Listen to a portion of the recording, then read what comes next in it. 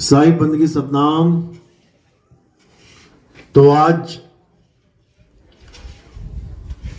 मलकापुर में जिला बुल्ढाना काटी गांव में परम पिता परमात्मा के मूल ज्ञान का प्रचार होने जा रहा है।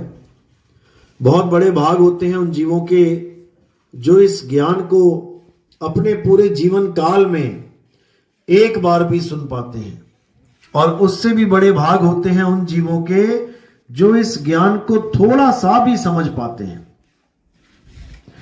क्योंकि सुनना आसान है, आए बैठे 1 घंटा सुन के चले गए, लेकिन एक एक बात पे चिंतन, एक एक बात पे मनन, एक एक बात पे विचार करके विवेक लगाना, ये बहुत मुश्किल काम है। ये तभी संपूर्ण होता है जब मालिक की दया होती है, परमपिता परमात्मा की मोहर लगी होती है जीव पे, तब जाके वो सत्य असत्य का निर्णय कर पाता है। नहीं तो सारा जगत इसी ममता में, इसी मोह में, इसी माया में उलझ पुलझ के मर जाता है। तो आज इसी माया, इसी मन, 3 गुणों पे और इसी काया पे और सत्य रूपी आत्मा पे आज पूरी चर्चा करेंगे, और मालिक की दया होगी तो आपको मेरी बात जरूर समझ में आएगी। तो सत्संग शुरू करने से पहले किसी भी वस्तु का पैदा होना, दूसरा गुण है सतोगुण। सतोगुण मतलब किसी भी वस्तु का पलना, और तीसरा गुण है तमोगुण, यानी किसी भी वस्तु का नाश हो जाना। यही 3 गुणों की फांस माया लेके घूम रही है और हमें बार बार इस चक्रव्यूह में घुमा रही है। अब हम कैसे बचेंगे माया से? हमें माया को समझना पड़ेगा कि माया है क्या, कौन सी ऐसी वस्तु है जो तीनों गुणों से न्यारी है, उसको ढूंढना पड़ेगा। अब 3 गुणों में है क्या क्या, पहले यह समझ लेते हैं। 3 गुणों का मतलब पैदा होना, पलना और नष्ट हो जाना। अब हम सत्य किसको मान के बैठे हैं? पहले तो उस पे आ जाते हैं। हम सबसे पहले सत्य मान लेते हैं भगवान के शरीरों को।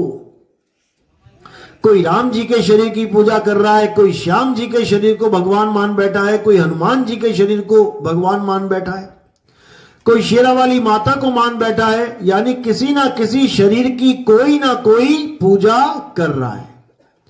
अब इस शरीर के ऊपर बात चलती है कि क्या शरीर 3 गुणों से रहित है?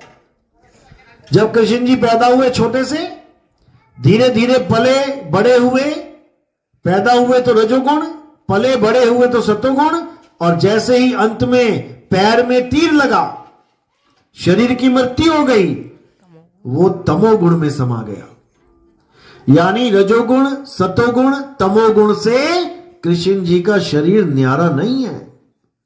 अब अगर तुम कृष्ण जी के शरीर की पूजा कर रहे हो, भले ये मान के कर रहे हो कि मैं तो भगवान की पूजा कर रहा हूं, तुम माया की ही पूजा कर रहे हो। बिल्कुल सेम चीज राम जी के शरीर के साथ है, हनुमान जी के शरीर के साथ है, इस दुनिया के किसी भी शरीर के साथ है। यह शरीर त्रिगुणी माया है। इसीलिए गीता में कृष्ण जी ने बिल्कुल स्पष्ट बोल दिया कि हे अर्जुन, इस दुनिया में 2 प्रकार के तत्व हैं। एक वो जिसका पैदा होता है, जो पलता है और नाश हो जाता है, जिसका जन्म होता है और नाश हो जाता है, यानी वो शरीर है। काया असत्य है, काया ही माया है, किसी भी प्रकार की काया हो। अब ये काया त्रिगुणी है, चाहे किसी की भी हो। और क्या है त्रिगुण में? मंदिर, मस्जिद, गुरुद्वारे, चर्च, कोई भी धार्मिक स्थल जो इंसान ने बनाया। शुरुआत करी नींव खोद के, नींव खोदी, ईंटें लगाई, रोज रोज रोज मंदिर बढ़ता गया, मस्जिद बढ़ती गई, गुरुद्वारा बढ़ता गया, चर्च बढ़ती गई, धीरे धीरे बड़ी हो रही है, ईंट पे ईंट रख रहे हैं, यानी अभी रजोगुण चल रहा है। जैसे ही कंप्लीट हो गई, रंग कर दिया बढ़िया एकदम फर्स्ट क्लास चमचमाती हुई, गेट ओपन कर दिया, लोग पूजा करने लग गए जाके। अब सतोगुण आ गया और धीरे धीरे धीरे धीरे धीरे जर्जर अवस्था में वो मंदिर जब गिरने लगा तो तमोगुण आ गया। ना रिपेयर करो, देखो 200 साल में कोई भी मंदिर गिर जाएगा। रिपेयर कर करके 200-400 साल निकाल भी सकते हो, लेकिन फिर भी एक ना एक दिन उसका नाश होना है। ये त्रिगुण माया में आ गया। अब मूर्तियां लगा लो, कोई मूर्ति बनाता है, कोई शिल्पकार, कोई सड़क के किनारे बैठा आदमी देखो हजारों मूर्तियां बना देता है। गणेश चतुर्थी आई तो गणेश जी की बना देगा, रामनवमी आए राम जी का परिवार बना देगा, लक्ष्मी जी का कोई आया त्योहार तो लक्ष्मी जी के बना देगा, दुर्गा जी का आया तो दुर्गा जी की मूर्तियां बना देगा। अब रोज रोज जितनी मूर्तियां बना रहा है, धीरे धीरे वो मूर्तियां बदल रही हैं, बड़ी हो रही हैं। जब तक बड़ी हो रही हैं रजोगुण, और जैसे ही बन के तैयार सतोगुण मंदिर में स्थापित हो गई। अब अगर गलती से भी खंडित हो गई, उंगली टूट गई, चक्र टूट गया, गदा टूट गई, मुकुट टूट गया, अब उस मूर्ति को उठा के मंदिर से बाहर रख दिया जाएगा, यानी तमोगुण में आ गई। हर चीज रजोगुण सतोगुण तमोगुण में ही आ रही है, जिसकी भी हम पूजा कर रहे हैं। नदियों में लोग पूजा कर रहे हैं, एक समय था नदी नहीं थी। जैसे गंगा की बात करें, एक समय था धरती पे गंगा नहीं थी, गंगा प्रकट की गई, धीरे धीरे धीरे ऐसे मौसम बदल रहे हैं कि नदियां ही सूख रही हैं। तो ऐसे ही ये भी तीनों गुणों में आ गई। या पूरे संसार में जो कुछ भी तुम्हें दिखाई दे रहा है A to Z, तुम देखो आज जो चीज है वो कल बदल रही है। आज जो रजोगुण में आ रही है वो कल को तमोगुण में आ रही है। यानी पूरा जगत सार इन तीन गुणों में आ रहा है। तो सत्य क्या है? जब सारा संसार तीन गुणों में आ रहा है तो सत्य क्या है? अब कुछ लोग सोचते हैं कि शायद राम नाम सत्य है, बोलते हैं ना राम नाम सत्य है, तो कई लोग सोचते हैं शायद राम जी का नाम सत्य है तो हमें राम राम जपना चाहिए, इसे जपने से हमें मुक्ति मिलेगी, इससे हमें सत्य प्राप्त हो जाएगा। यह भी गलत है। यह भी तीन गुणों में आता है। जैसे ही हम रा की आवाज निकालते हैं रा, वैसे ही रजोगुण आ जाता है। जब हम बीच में पहुंचते हैं रा, तो ये सतोगुण आ जाता है। और जैसे ही मां पे ये नाम खत्म होता है, तमोगुण आ जाता है। ये भी पैदा हुआ, ये भी चला और ये भी खत्म हो गया। ओम नाम का जाप करते हैं, ओ जैसे ही शुरुआत करी रजोगुण आ गया। अब जितनी देर ओम चल रहा है ये सतोगुण है, और जैसे ही मां पे आ जाएगा ये खत्म हो जाएगा। ये भी त्रिगुण में आ गया। यानी कोई भी चीज इस संसार में तीन गुणों से परे नहीं है। हर चीज तीन गुणों में उलझी पड़ी है। अब यही त्रिगुणी माया सबको उलझा उलझा के मार रही है, लेकिन कोई समझ नहीं पा रहा कि हम जिसको भगवान मान के, परमात्मा मान के, अपना इष्ट मान के पूज रहे हैं, वही माया बना बैठा है हमारे लिए। अब माया से परे क्या चीज है उसको जानना है, और वो एक ही है, वो 2 3 4 5 नहीं है। माया से परे क्या है? आत्मदेव। आत्मा ही माया से परे है, जिसके लिए अर्जुन को समझाया कृष्ण जी ने, हे अर्जुन, ये शरीर तो माया है, ये शरीर तो असत्य तत्व हैं, जो सत्य है वो केवल आत्मा है।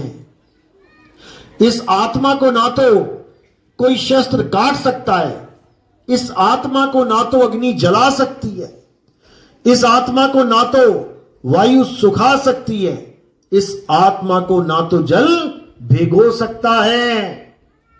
इस दुनिया के हर शरीर को शस्त्र काट सकता है, अग्नि जला सकती है, वायु सुखा सकती है, जल भिगो सकता है, लेकिन आत्मा को कोई कुछ नहीं कर सकता। इसलिए अगर इस दुनिया में कुछ पूजनीय है तो वो केवल आत्मा है। अगर इस दुनिया में कुछ सत्य है जो माया से परे है, त्रिगुणों से परे है, तो वो केवल आत्मा है। इसी आत्मा की महिमा हर संत ने गाई है। जल में मीन प्यासी, मोहे देखत आवे हासी, आत्म ज्ञान बिना नर भटके, कभी काबा कभी काशी। इस आत्मा के ज्ञान के बिना, यानी सत्य ज्ञान के बिना हर जीव भटक रहा है। क्या हिंदू, क्या मुस्लिम, क्या सिख, क्या ईसाई, हर जीव भटक रहा है। अब इसकी भटकना खत्म केवल तभी हो सकती है जब इसको आत्मज्ञानी गुरु मिल जाए। तो साहिब समझा रहे हैं, जब लगना चीनोगे आत्म, तब लगना मिली है परमात्म। आत्म चीने परमात्म चीने, संत कहावे सोए, और यह भेद काया से न्यारा, बूझे बिरला कोई। जब तक तुमने आत्मा को नहीं चीन लिया, जब तक तुम्हें परमात्मा मिल ही नहीं सकता, क्योंकि परमात्मा तुमसे भिन्न नहीं है, तुमसे भिन्न नहीं है। आत्म में राम, राम में आत्म, चीनस गुरुमुख विचारे। इस आत्मा में ही परमात्मा का वास है, लेकिन लोग इसको समझ नहीं पा रहे। कैसे? ज्यों तिल माही तेल है। अब तिल अपना तेल ढूंढने के लिए गली गली जाके धक्के खाने लग जाए तो उसको कब मिलेगा? कभी नहीं मिलेगा। ज्यों तिल माही तेल है और ज्यों चकमक में आग, तेरा साईं तुझ में है, जाग सके तो जाग। तेरा साईं तुझ में है, तू कहां जा रहा है ढूंढने? तुझ में रमण कर रहा है वो। तू खुद को जान ले तो समझ ले तू साईं को जान लेगा, लेकिन नहीं समझ में आ रहा। समझ में तब आता है जब भेदी गुरु जो आत्मा में परमात्मा के दर्शन कराता है। इसी को बोला है, आत्म में परमात्म दर से और परमात्म में झाई। अरे झाई में परछाई दर से, लखे कबीरा साईं। अगर परमात्मा का वास है, अगर परमात्मा कोई वस्तु है, तो वो तुम्हारी आत्मा में है। इसको अच्छी तरह समझ लो। तो कहते हैं, लहर ढूंढे नीर को और कपड़ा ढूंढे सूत, जीव ढूंढे ब्रह्म को, ये तीनों ऊत के ऊत।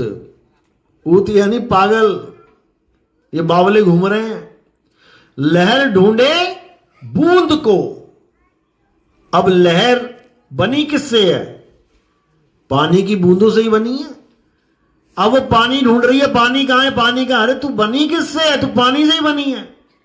और कपड़ा ढूंढे सूत, कपड़ा सूत ढूंढ रहा है। अब बना किससे है? जीव ढूंढे ब्रह्म को, और तीनों ऊत के ऊत। ये तीनों कमले फिर रहे हैं, पागल बन के घूम रहे हैं। जब तक तुम उसको बाहर ढूंढोगे, वो तुम्हें मिलने वाला नहीं है। ढूंढना कहां है? बंदे खोज दिल हर रोज। अपने दिल में ढूंढो।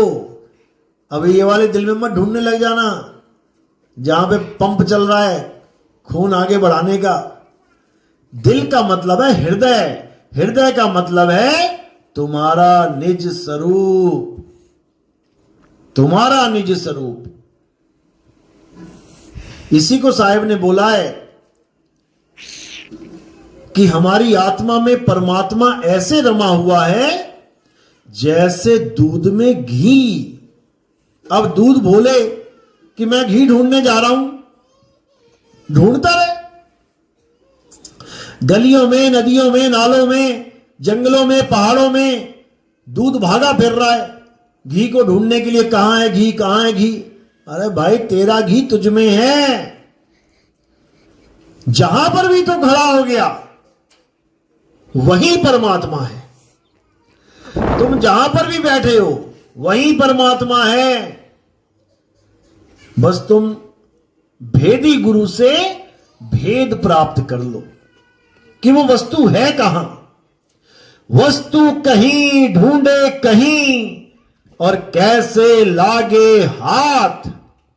गुप्त वस्तु तब मिले जब भेदी लीजे साथ। भेदी लीना साथ में अरे दीनी वस्तु लखाए। कोटि जन्म का पंथ था पल में पहुंचा जाए। करोड़ों जन्म का पंथ है ये। अगर तुम बिना गुरु के ढूंढने चलोगे परमात्मा को, करोड़ों जन्म तक भटकते रह जाओगे। और अगर गुरु मिल गया तो पल में देत लखाए। एक पल में तुम्हें परमात्मा का ज्ञान करवा देगा कि कहां है परमात्मा, कहां ढूंढना है उसको। हां, उसको ढूंढने में समय लगेगा क्योंकि सूरत एकाग्र नहीं है। सूरत फंसी संसार में अरे तासे पड़ गई दूर। और सूरत बांधे स्थिर करो आठों पहर हुजूर। परमात्मा हमें क्यों नहीं मिल रहा? नाम दीक्षा लिए जी 2 साल हो गया जी, 3 साल हो गया जी, क्यों नहीं परमात्मा आ रहा? परमात्मा तो आ रहा है लेकिन उसको बैठने के लिए जगह ही नहीं है। कोई मेहमान आए तुम्हारे यहां और जैसे ही अंदर घुसे चारों तरफ आदमी आदमी आदमी आदमी बैठे हैं, कहीं जगह ही नहीं है बैठने को, तो वो क्या करेगा? वो देख के फिर वापस बाहर आ जाएगा। जब जगह ही नहीं तो क्या करेगा वहां खड़ा होके? इस प्रकार परमात्मा भी जब देखता है कि अब मैं जाके बैठूं, वो देखता है अरे इसके दिमाग में तो मेरा मकान, मेरी दुकान, मेरे बीवी, मेरे बच्चे, मेरा कुत्ता, मेरा बिल्ला, मेरा गाय, मेरी भैंस, मेरी बकरी, ये सारे घुसे पड़े हैं, मैं कहां बैठूं? फिर वो कहता है चल ठीक है, इसको खेलने ही दे और खेल ले, जितना खेलना है खेल ले। जब ये दिमाग से निकल जाएंगे तब आ जाएंगे, कोई बात नहीं। तो इसी प्रकार अब ये नहीं कि घर बार छोड़ देना, ऐसा नहीं है। कैसे रहना है इस दुनिया में इसको भी समझ लो। जैसे जल में कमल निरालम, मुर्गा भी निशाने, सुरत शब्द भव सागर तरिए, नानक नाम बखाने। ऐसे रहना है इस संसार में जैसे कीचड़ में कमल रहता है। अब कीचड़ में कमल रहता है 24 घंटे, लेकिन कीचड़ की इतनी हिम्मत नहीं कि कमल को टच भी कर पाए। वो टच नहीं कर सकता क्योंकि कमल निर्लेप है कीचड़ से। अब आप कैसे निर्लेप होगे? जब आप इस बोध में रहोगे कि मेरी मां नहीं है, मेरा पिता नहीं है, मेरे बच्चे नहीं हैं, मेरा घर, मेरी दुकान, मेरा मकान मेरा नहीं है। ये तो मुझे एक ड्यूटी दे दी गई है, एक रोल दे दिया है कि तू अब इन बच्चों की मां है, चल मां का रोल निभा। अब रोज सुबह उठ के बच्चों को नाश्ता दे, स्कूल भेज, ये कर वो कर। अब रोल मिल गया, तू इसकी बीवी है, रोल निभा। अब अपने पति को सारे कार्य कर रही है, मकान के, घर के, अपने पति को ऑफिस भेज रही है, सारा रोल निभा रही है। किसी को रोल दिया गया तू बाप का रोल कर, अब वो अपने बच्चों को पाल रहा है। किसी को बेटे का रोल दे दिया, वो अपने मां बाप की सेवा कर रहा है। यानी हर किसी को कोई ना कोई रोल दिया गया है। अब उसने कैसे निभाना है इस रोल को? बोध में रह के कि मेरा कोई पिता नहीं है, लेकिन मुझे रोल मिला है, मैंने इस पिता की सेवा करनी है। ये मेरा पिता नहीं है, मुझे रोल मिला है केवल। ये मेरी बीवी नहीं है, ये मेरे बच्चे नहीं है, लेकिन मुझे रोल मिला है, अब मुझे निभाना है। अब इनके साथ क्या हो रहा है? ये जी रहे हैं, मर रहे हैं, चले गए छोड़ के, उसमें भी मेरा कोई इंटरफेयर नहीं है। जब ये मेरी बीवी नहीं है तो ये मेरे बच्चे कहां से हो गए?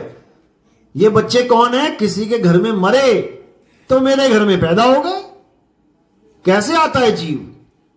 पिछले घर में किसी की मृत्यु हो गई पिछले जन्म में, तो अब अगला जन्म किसी के यहां भी धारण कर सकता है जिसके साथ लेखा जोखा हो। तुमसे 10 लाख रुपया लिया किसी ने, अब तुम वापस मांग रहे हो, कहता मैं ना देता। अब क्या होगा, तुम मांगते मांगते मर गए, उसने दिया नहीं। अब तुम ही उसके घर में बेटा बन के पैदा हो जाओगे, वही 10 लाख रुपए मांगोगे और वो हंस हंस के देगा। जैसे तुम अपने बच्चों को देते हो, पापा 100 रुपए देना, ले बेटा। पापा 500 देना, ले बेटा। पापा 1000 देना, ले बेटा। और पड़ोसी का बेटा मांगे, अंकल 200 दे दो मुझे, मैं ना देता तुझे 200। समझो इस बात को।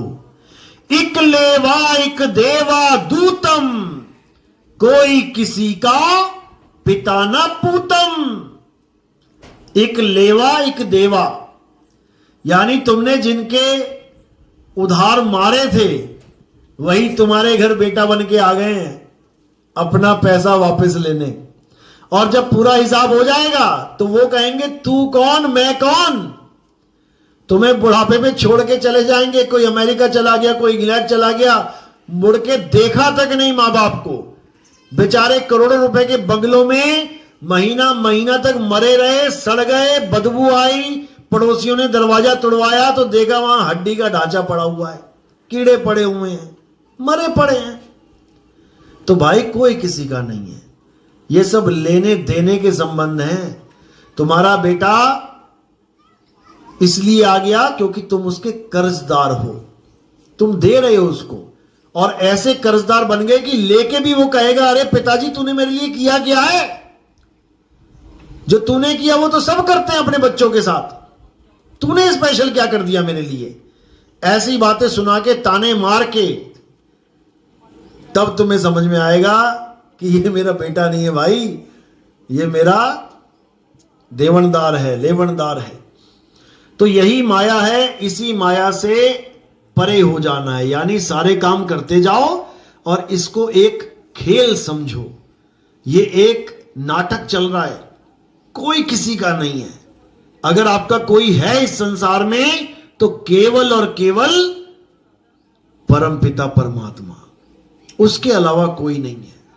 वही है जो तुम्हारी हर गलती को क्षमा कर सकता है, वही है जो तुम्हारी एक पुकार पे तुम्हें यहां से बाहर कर सकता है। लेकिन कोई पुकार ही नहीं रहा।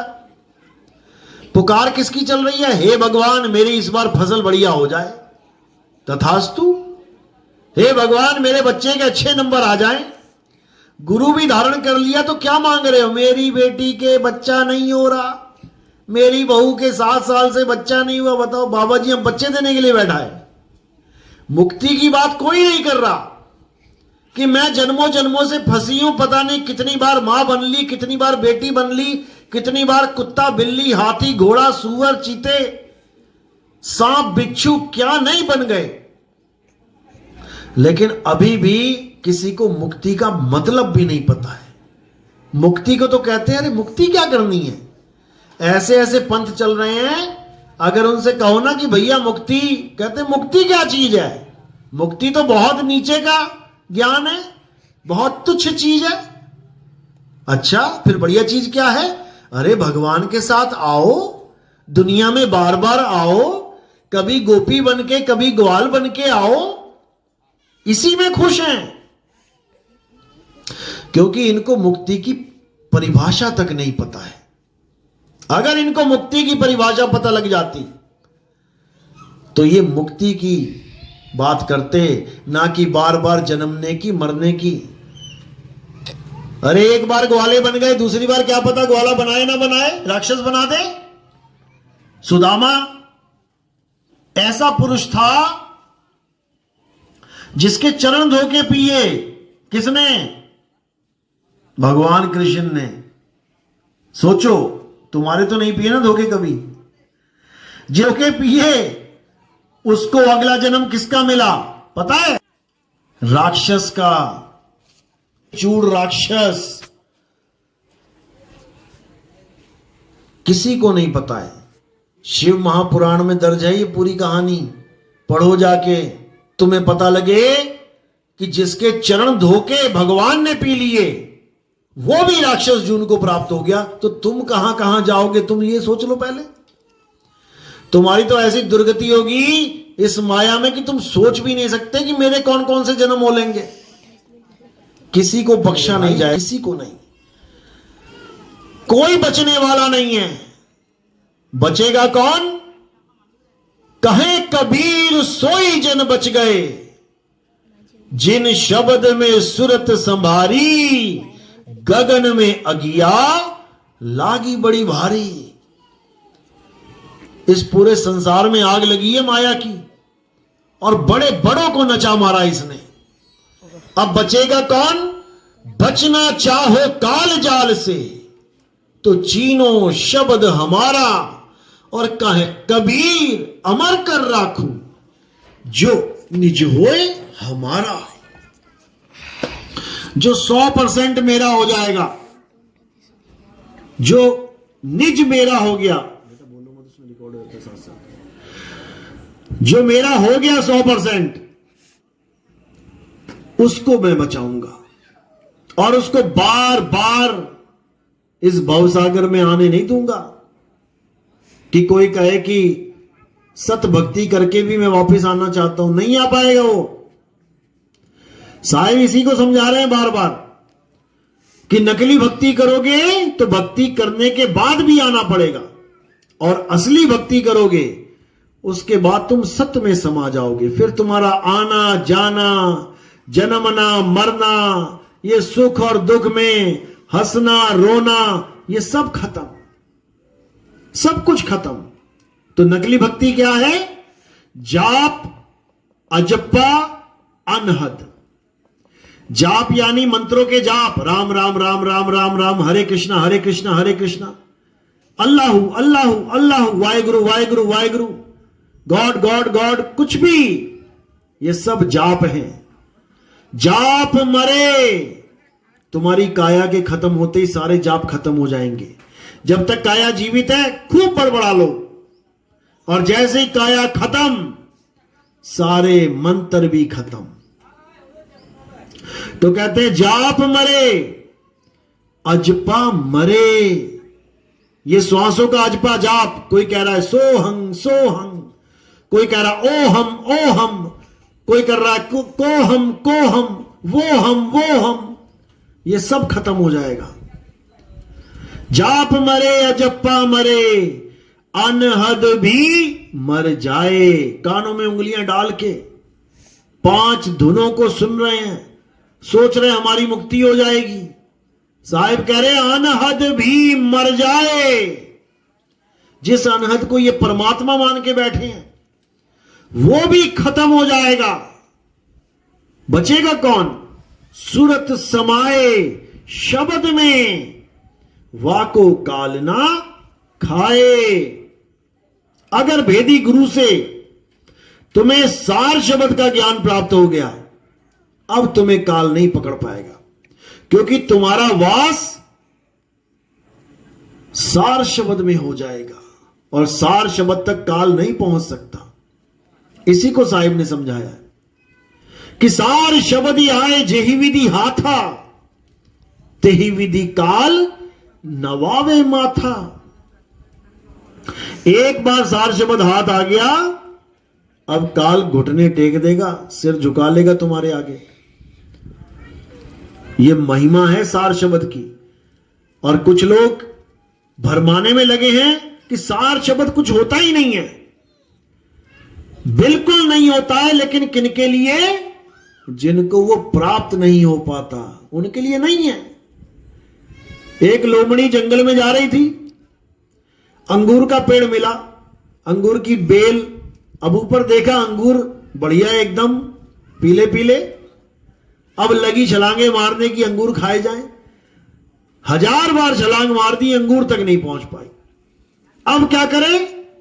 अब दिल टूट रहा है कि बढ़िया चीज थी खाने की, मिली नहीं। अब मन को समझा रही है, ओहो खट्टे हैं ये अंगूर, खट्टे हैं, अच्छा हुआ नहीं खाया। अच्छा हुआ नहीं खाया, क्योंकि प्राप्त नहीं कर पाए। ऐसे कुछ निकम्मे हैं 2-2 साल, 3-3 साल, 4-4 साल दुनिया में दिमाग घुमा दिया पूरा, और बात करते परमात्मा नहीं मिला 4 साल से। कमरे में बैठने की जगह नहीं परमात्मा को। सारी दुनिया में सूरत को भटका रखा है और दोष दे रहे हैं गुरु को कि परमात्मा नहीं मिला, परमात्मा नहीं मिला। कबीर साहब कह रहे हैं सूरत फंसी संसार में, तासे पड़ गई दूर। तुम्हें समझा रहे हैं कि तुम्हारी सूरत दूर पड़ गई। अब तुम देखो कि पूरा दिन तुम्हें क्या ख्याल आता है। बस तुम बैठ जाओ आराम से, 1 मिनट बैठो। अब देखो कि तुम्हारे मन में क्या क्या ख्याल आ रहे हैं। वहीं वहीं सूरत फंसी पड़ी है तुम्हारी। जो भी ख्याल तुम्हारे मन में आ रहा है वहीं सूरत अटकी पड़ी है। अब वहां से निकालना है तुमने। करके देखो कोशिश, लग जाएगा पता। तो इसी को साहिब समझा रहे हैं, सूरत फंसी संसार में, तासे पड़ गई दूर। सूरत बांध स्थिर करो, 8 पहर हुजूर। तुम नहीं इसको रोक सकते सूरत को भटकने से। हाथी को तुम कंट्रोल नहीं कर सकते अपने हाथों से। करके देख लो। हाथी को कंट्रोल करने के लिए एक यंत्र दिया जाता है, एक वस्तु दी जाती है, और वो वस्तु का नाम है अंकुश। उसके सिर पे बैठा होता है बंदा हाथी के, और अंकुश उसके हाथ में होता है। स्टीयरिंग की तरह घुमाता रहता है, किधर जाना है किधर नहीं, ऐसे कंट्रोल कर लेता है हाथी को। ऐसे ही जो शब्द रूपी अंकुश है, ये मन रूपी हाथी को जो तुम्हारी सूरत को भटका रहा है, ऐसे कंट्रोल कर लेता है। लेकिन तब होता है भाई जब तुम गुरु के कहे पे चलो। अब गुरु के कहे पे चलना नहीं है और कह रहे जी कंट्रोल नहीं हो रहा, जी कंट्रोल नहीं हो रहा, सारी उम्र लगे रहो। यही साहिब समझा रहे हैं, गुरु को सिर पे राखिए। उस हाथी के सिर पे बैठा दो गुरु को, और चलिए आज्ञा माही। कहें कबीर ता दास को, ये 3 लोक भय नाही। उस दास को इन 3 लोक का भय नहीं रह जाएगा छोड़ने का, क्योंकि वो सार शब्द में समा जाएगा। 3 लोक कौन से हैं? ये सूरज चांद सितारे, ये तो माया है। 3 लोक क्या है? 3 लोक है देह में, रोम रोम में धाम। बिन सतगुरु ना पाइए, सार शब्द निज नाम। सार शब्द है शिखर पर, मूल ठिकाना सोए। बिन सतगुरु पाए नहीं, लाख कथे किन कोय। कबीर का घर शिखर पर, जहां सिलहली गैल, और पांव न टीके पिपिल का, पंडित लादे बैल। कि चींटी की चाल, मकड़ी की चाल, मछली की चाल वहां नहीं पहुंच सकती, परमात्मा के घर तक नहीं पहुंच सकती। वहां कौन सी चाल पहुंचेगी? विहंगम चाल। विहंगम चाल लखाने वाला गुरु जब तुम्हें मिल जाएगा और तुम्हें विहंगम चाल से मालिक के घर पहुंचने का रास्ता बता देगा, तब तुम्हें कोई रोक नहीं सकता। जैसे कोई चिड़िया आसमान की तरफ उड़ जाए तो तुम उसको रोक नहीं सकते, देखते रह जाओगे। इसी प्रकार अगर सूरत को विहंगम चाल मिल गई तो इसको कोई रोक नहीं सकता। तो साहिब ने समझाया भी वाणी में, जैसे स्वान कांच मंदिर में, भरमते भूख मरे हो। और कहें कबीर नलनी के सुगना, तो है कौन पकड़ियो। शीशे में कुत्ता है और एक कुत्ता बाहर है। अब असली वाला कौन है? शीशे के अंदर वाला या शीशे से बाहर वाला? बाहर वाला। अंदर वाला चाह कर भी बाहर वाले को काट नहीं सकता, काट के दिखा दे। लेकिन बाहर वाले को यह पता नहीं है कि अंदर वाला मुझे काट नहीं सकता, और भौंक भौंक के भौंक भौंक के भौंक भौंक के मर जाता है। जैसे स्वान कांच मंदिर में भरमते यानी भ्रमित होके भूख मरे हो, भौंक भौंक के मर गया। और कहे कबीर नलनी के सुगना, यानी तोते पकड़ने वाले क्या करते हैं, एक नलपी लगा देते हैं, नलनी, उस पे मिर्ची बांध देते हैं, नीचे पानी पानी कर देते हैं। अब तोता देखता है मिर्ची टंगी हुई है, आता है सीधे बैठ जाता है मिर्ची खाने के लिए। तो क्या होता है, वो नलपी घूम जाती है, और जब घूमती है तो नीचे पानी, डरता गिर ना जाऊं, ऊपर कस के पकड़ लेता है नलपी को। अब पकड़ा उसने है, सोचता है अरे इस नलपी ने मुझे पकड़ लिया, इसने मुझे पकड़ लिया इतनी टाइट से, अब मैं अब खुलने वाला नहीं, अरे उसको छोड़ और उड़ारी मार। लेकिन भ्रमित हो जाता है और शिकारी उसे पकड़ लेता है।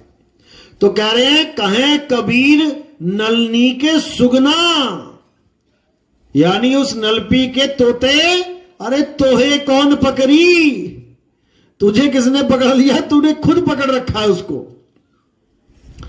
इसी प्रकार जब इस सूरत को विहंगम चाल से चलने की कला प्राप्त हो जाती है तो ये हाथ नहीं आती, फिर ये किसी के हाथ नहीं आती, फिर इसे कोई पकड़ ही नहीं सकता है। यही साहिब समझा रहे हैं कि शब्द विहंगम चाल हमारी, और कहें कबीर सतगुरदई तारी, खुले कपाट शब्द झनकारी, पिंड अंड के पार सो देश हमारा है, कर नैनो दीदार महल में प्यारा है।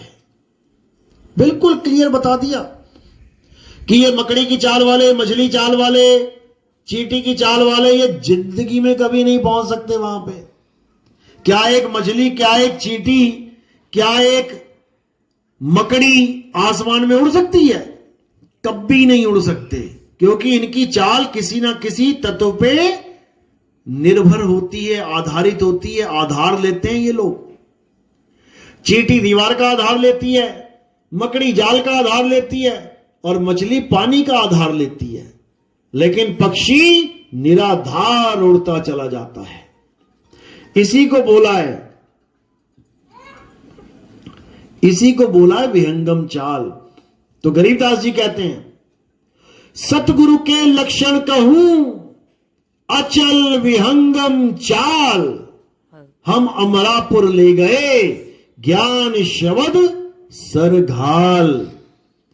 कि मैं तुम्हें सतगुरु के लक्षण बताता हूं। गुरु तो बहुत कर रखे हैं तुमने, गली गली में गुरु है, शहर शहर में गुरु है, गांव गांव में गुरु है। इतने गुरु हैं, इतने गुरु हैं, तुम नाम तक नहीं याद कर पाओगे सारे गुरुओं के। लाखों गुरु बने बैठे हैं, लेकिन उसमें भेद बताया जा रहा है कि गुरु का भेद क्या है, लक्षण क्या है। सतगुरु के लक्षण कहूं अचल विहंगम चाल, यानी ऐसा गुरु मिल जाए जो विहंगम चाल देके तुम्हें अचल परमात्मा तक पहुंचा दे। अचल परमात्मा यानी जो हिलता डुलता नहीं है, जो अचल है, अडोल है, अबोल है, वहां तक पहुंचा दे। और वहां केवल विहंगम चाल पहुंचेगी, और कुछ नहीं पहुंच सकता।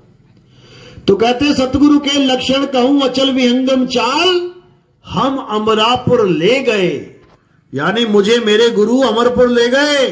ये काल की दुनिया, ये मृत्यु लोक, ये छुड़वा के अमरपुर ले गए, यानी जहां जाकर कोई मरता ही नहीं है।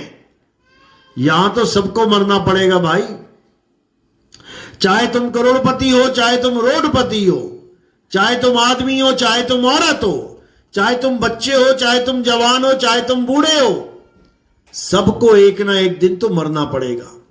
लेकिन जहां मुझे मेरा गुरु ले गया, वहां पर मौत का नाम ही नहीं है। वहां पर हम सब अमर हो जाएंगे, अमर।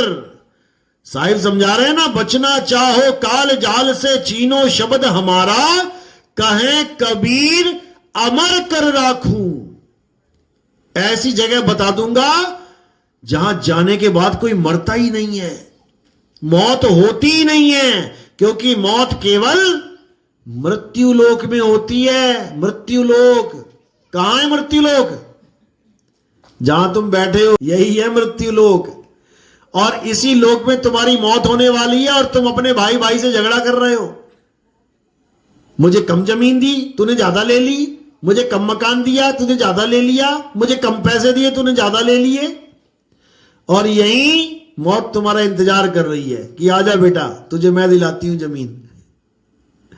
इस माया ने ऐसा जाल बुन रखा है कि एक आम जीव तो छोड़ो, बड़े बड़े देवी देवताओं को लपेटे में ले लिया। एक आम आदमी, एक आम राजा अगर जमीनों पे कब्जा करता है लोगों की, तो समझ में आता है कि ठीक है, लालची है। जैसे देश है, हमारे देश के साथ में एक देश है, वो क्या करता है, वो अपनी जगह ही बढ़ाता रहता है, कब्जे करता रहता है दूसरों के देशों पे। चीन नाम है उसका, वो बढ़ता ही जाता है। समझ में आता है एक आम आदमी चला रहा है उसे, लालची।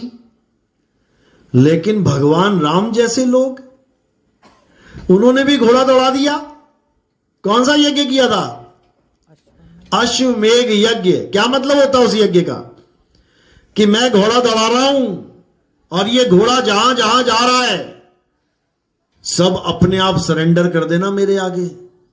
अगर किसी ने मेरा घोड़ा रोक दिया तो फिर मैं युद्ध करके जीतूंगा उसकी जमीन को। बताओ, हम तो तुम्हें पूरी दुनिया का मालिक समझते हैं कि सारे खंड ब्रह्मांड, ये सूरज चांद सितारे हमारे राम के, और राम जी यहां घोड़ा दौड़ा रहे हैं।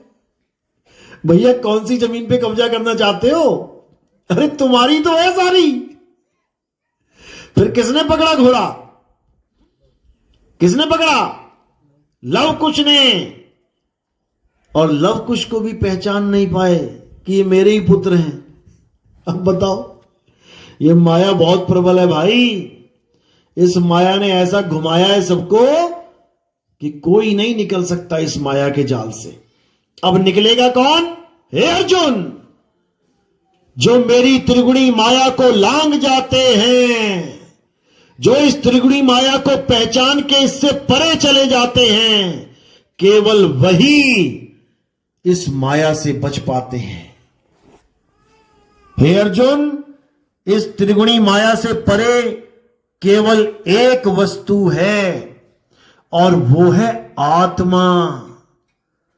जो पुरुष अपनी आत्मा में लीन रहते हैं, जो अपनी आत्मा में रमण करते हैं, जो अपनी आत्मा में तृप्त रहते हैं, जो अपनी आत्मा में संतुष्ट रहते हैं, हे अर्जुन, उनके ऊपर ये माया प्रभाव नहीं डाल पाती।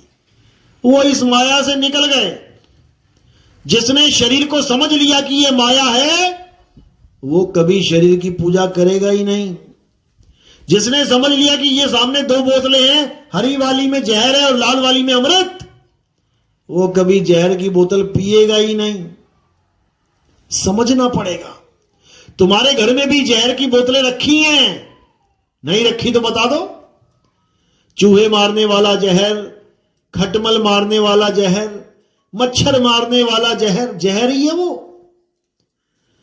अब तुम्हें पता है कि ये जहर है, तुम नहीं पियोगे, लेकिन एक अबोध बालक आ जाए, छोटा सा बच्चा, पता लगा हिट स्प्रे उठा के पी ली, क्योंकि नादान है, पहचान नहीं है। जिसको पहचान है वो पी नहीं सकता, और जिसे पहचान नहीं है वो 100% पी जाएगा।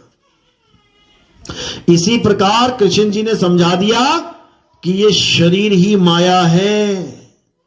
अब तुम किसी के भी शरीर की पूजा करोगे तो तुम मेरी त्रिगुणी माया से पार नहीं हो पाओगे। यहीं धक्के खिलाऊंगा तुम्हें अच्छी तरह। और अगर तुमने आत्मा को जान लिया, आत्मा में रमण किया, आत्मा में तृप्त हो गए, तृप्त यानी अब मुझे कुछ और नहीं चाहिए। जैसे तुम्हें खाना खिलाए कोई, खूब ठूस ठूस के खिला दे, एकदम फुल, सांस भी नहीं आ रही है, उसके बाद कोई एक किलो गुलाब जामुन ले आए, तुम्हारी फेवरेट चीज, कि लो भाई ये भी खा लो जी, तुम्हारी फेवरेट। अरे भैया अब सांस नहीं आ रही, ये कहां से खाऊंगा?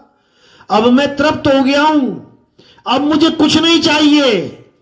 इसी प्रकार जब आत्मा का ज्ञान हो जाता है तो भले तुम्हारा कोई फेवरेट देवी देवता क्यों ना हो, अगर कोई कहे इसकी पूजा कर ले, ना भैया अब नहीं चाहिए, अब मैं अपनी आत्मा में तृप्त हूं, मैं अपनी आत्मा में संतुष्ट हूं।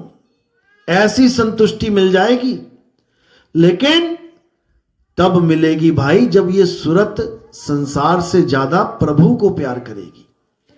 जब 24 घंटे तुम्हारे अंदर एक ही विचार चलेगा, मुझे मालिक चाहिए, परमात्मा चाहिए, परमात्मा चाहिए। जितना तुम दुनिया को याद करते हो 24 घंटे में, जिस दिन तुम मालिक को याद करने लग जाओगे तब बनोगे मीराबाई। ऐसे नहीं बन जाओगे मीराबाई कि सास बहू को गालियां दे रही है, बहू सास को गालियां दे रही है, षड्यंत्र बना रही है, कैसे इसको नीचा दिखाऊं, कैसे इसको क्या करूं। मैं मीराबाई नहीं बन रही हूं, 5 साल हो गए नाम लिए, मीराबाई कब बनूंगी? ऐसे मीराबाई नहीं बनेंगे भाई। तो कहने का मतलब यही है कि इस माया को पहचानो और इस माया से ऊपर उठ जाओ, अच्छे रिश्ते बनाओ, एक दूसरे से प्रेम करो। पल का पता नहीं कब कौन चला जाए छोड़ के, उसके बाद सारी उम्र याद करते रहोगे मेरी सास तो अच्छी थी, ऐसा था वैसा था। क्योंकि अच्छाइयां भी होती हैं, बुराइयां भी होती हैं हर जीव में, लेकिन जब हमें जीव से प्रेम होता है तब हम सारी बुराइयों को किनारे कर देते हैं। जैसे अपने बच्चे, भले 100 बुराइयां हो लेकिन हमें वो अच्छे लगते हैं। और जब किसी के साथ मन मुटाव हो जाता है तो 100 अच्छाइयां भी उसकी दिखाई नहीं देती, फिर एक बुराई भी खटकती है। फिर उस एक बुराई को लेके हम पूरा दिन चर्चा कर लेते हैं। इसको भी त्याग देना, ये भी तुम्हारा मन विचलित करता है, ये भी सूरत को भटकाता है, इसको भी दिमाग से निकाल देना है। सांस है परमात्मा का ही जीव है, कोई बात नहीं गालियां दे रही है क्योंकि पिछले जन्म में मैंने गालियां दी थी, अपना हिसाब पूरा कर रही है, कर ले भाई। ऐसे अपने कर्मों को भोगते जाना है और मालिक की तरफ चित्त को लगा के जाना है। चलो, तो आज का सत्संग यही समाप्त करते हैं, आगे भी निकलना है। कोई नाम दीक्षा लेने के लिए आए हैं तो हाथ खड़ा कीजिए, पहली दीक्षा वाले। 1 2 3 4 5 6। दूसरी दीक्षा वाले कोई हैं जिनको पहली बार प्रथम दीक्षा मिली थी, दूसरी मिलेगी? चलो, तो प्रथम दीक्षा वाले पहले आ जाएंगे। चरणामत बना हुआ है, बनाना है, चरणामत बना लो। पहली दीक्षा वाले एक एक करके आना, यहां पर मेरे पास बैठना, उसके बाद फिर नीचे चले जाना। और भोजन भंडारा जब चालू करेंगे तब दूसरी दीक्षा वाले आ जाएंगे। पहले दीक्षा ले लेंगे, फिर भोजन कर लेंगे, बाकी सब भोजन कर लेना। दूसरी दीक्षा वाले रुक जाना, 15 मिनट बाद भोजन के लिए चले जाना। बोलिए सतगुरु बंदी छोड़ सतगुरु सत्य कबीर साहिब की सदा ही जय हो। सतनाम साहिब बंदगी।